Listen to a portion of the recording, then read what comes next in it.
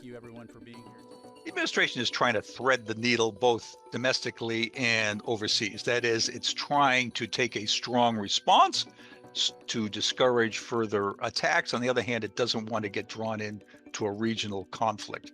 So it's trying to reassure Americans that it is supporting Israel, but is not going to be involved in another foreign war.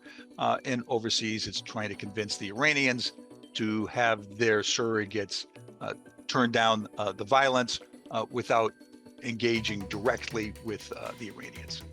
I do think that trying to bring some resolution to the Gaza situation is perhaps one of the most important thing that we can do.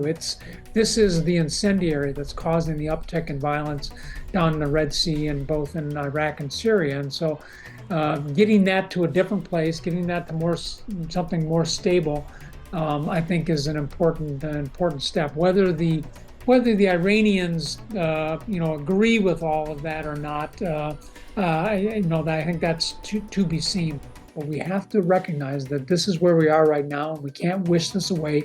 And we need to make sure CENTCOM has the resources that it requires to get this to a place where we're released back to the status quo and hopefully something better.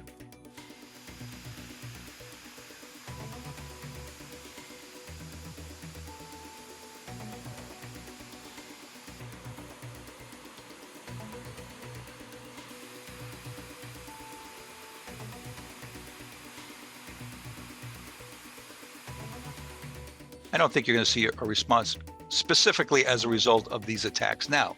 If the attacks continue on U.S. forces and if there are U.S. casualties, then I think you're going to see more intense or continuing attacks in retaliation.